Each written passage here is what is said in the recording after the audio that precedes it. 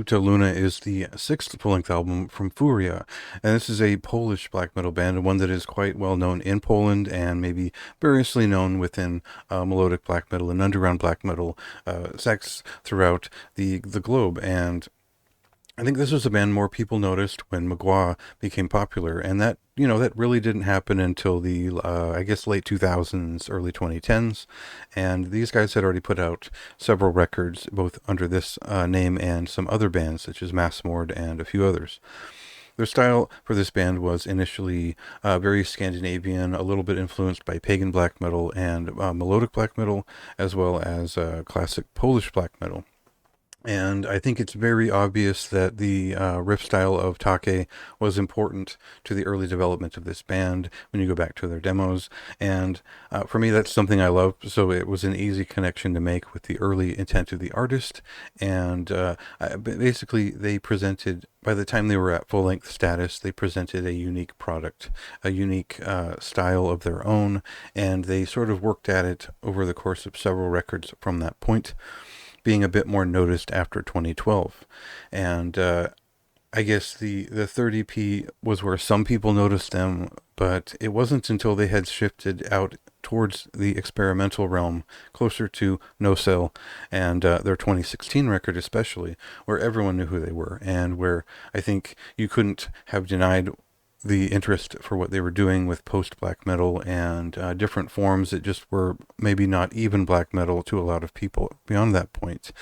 And the number of experimental side projects that had spawned from the group had become more interesting on a global scale as well. So the artist had sort of worked their way up to notice at that point. So we're at this point in their career where we don't know what to expect from this record, because the last few things they've done have been performative, experimental, and really not quite focused on the aggressive side of black metal. So we'll cut to a clip and get a sense of what this record is.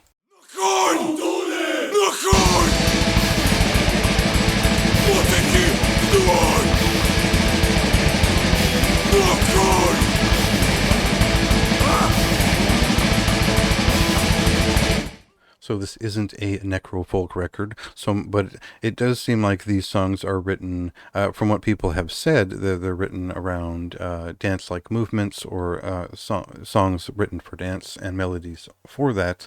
I don't really know anything about that, but I would assume that performance has become a big part of what Nihil and the rest of his crew sort of fixate on in making art real and an in-person event, and that makes sense for this record.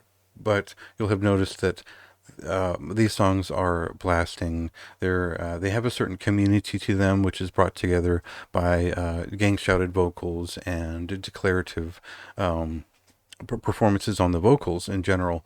But these are blasted through mostly melodic and, I would say, sort of folkish black metal pieces that take on both elements of post-punk and post-black metal in general in the way that they develop. So what we get is a record of about 36 minutes of about six or so songs that all crush through their pacing. They're all sort of socked out. I love that. I really love this part of the record. It's a lot of energy to it. It's shouted along. It pings a part of my brain that always loves things that are where there's the gang shouting just does it for me. I think it's like a record like No Return, Psychological Torment. When I was a kid listening to that record, the shouted parts made it more intense, and I think that works for anyone who grew up on real hardcore punk in the 80s or thrash nearby. So that's not what this is, but that's just what the part of my brain that it hits. And before this, my favorite record from the band had probably been No Cell. So this was something different. There's a lot more depth to this in a different way. So a lot of detail to pull from it, and otherwise the last 30 minutes of the album, because it is over an hour long, is an ambient piece, and that will sort of probably divide some listeners who will likely skip it after the first couple tries. I found that it was valuable as presence. And if you sit with a record, and how you sit with a record will determine how valuable it is to you.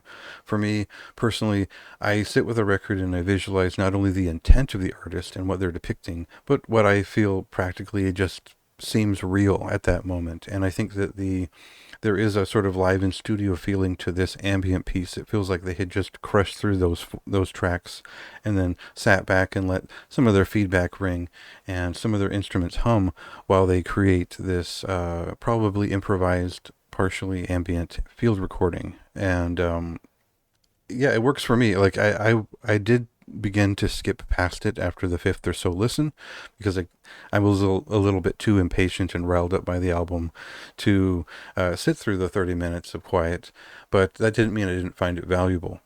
I was just excited about the rest of the album because this is one of my favorite black metal records of the year. This hasn't been a band that have always been on my radar, but I really did have a strong connection with this record. And even if I don't fully understand what the lyrics are about, or I don't know all the intent behind it, it doesn't matter that the music moved me and pushed me, and it felt like a very physical and thrilling act. And that's where I went with it. So yeah, I expect this to be on my end of the year list. I do think this is one of my favorite black metal records of the year, and it does get a very high recommendation.